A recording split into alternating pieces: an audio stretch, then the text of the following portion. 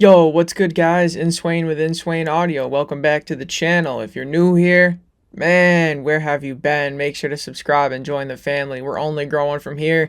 We missed you. Today, we're going to be talking about how much should you charge for a mix. And not only that, things to consider when, deciding your rates. So let's jump into it.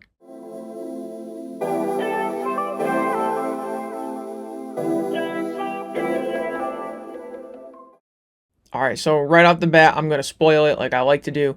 The answer is whatever people are willing to pay, right? This is just supply and demand. If you're in demand, then you deliver the supply and that determines the money, right? It kind of will work itself out for you. But I know that's not helpful, so I'm going to get into some things to kind of answer your questions, right? Because you are providing a service to people, and the more people that need that service, the more it will be valued. That's just supply and demand. But let's talk about the nuanced details of this.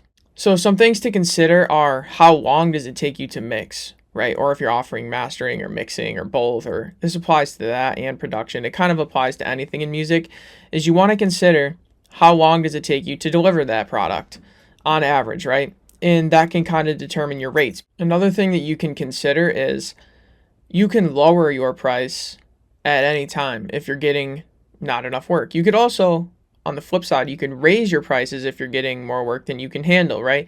The higher your prices are, the less customers you're going to get. The lower your prices are, the more customers you're going to get. So that's kind of a one-stop shop answer to how much should you charge. Do you want more work? Charge less. You want less work? Charge more, right? And you'll find a sweet spot where you're getting a comfortable amount of work and maximizing the amount of profit you can get.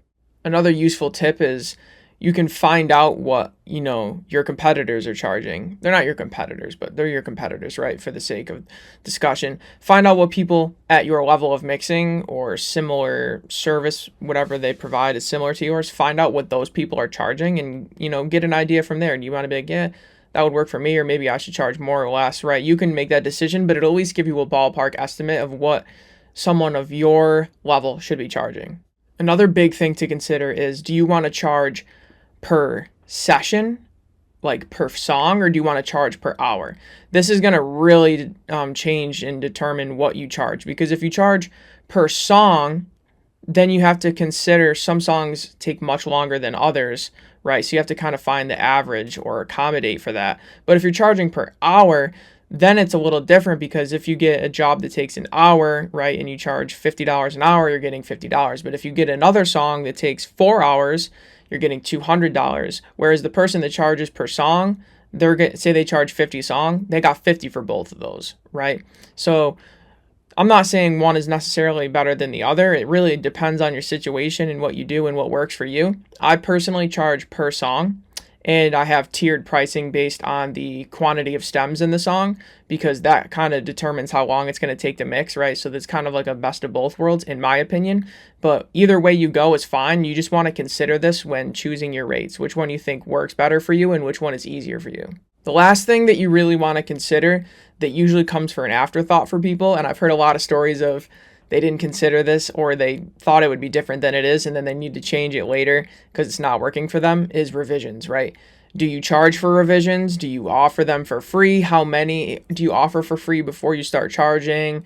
At what point do you just end the project? Things like that you really want to consider, because some clients will have a lot of revisions and that takes your time. And if you're not charging for them, you're just working for free at that point. Of course, it's a paid project and it has benefits, but you're not getting paid for your time anymore. Whereas if you charge for revisions, you're always getting paid for your time, but it can kind of be awkward and be off-putting to some customers who don't want to pay for revisions. Obviously the better value the customer gets, the more likely they are to come back. This is obvious, but this is why this is one of those things that's really hard to decide, and you want to make sure you figure that out beforehand. Of course, you can always change it. Don't change it in the middle of working with a client.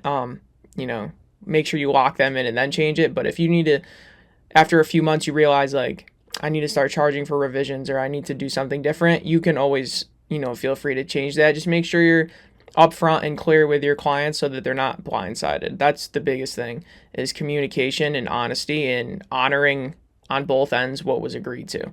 So there you have it, guys. Hopefully that'll help you determine what you should be charging for a mix. Unfortunately, I can't give you a specific answer because nobody can. If they try to do that, they're just guessing. So hopefully this was helpful for you. Let me know down in the comments below if it was. Make sure to like, comment, subscribe, share, and name your firstborn child after me. It really helps with the algorithm. I'd appreciate it. Anyways, guys, my name is Inswain with Inswain Audio. Peace.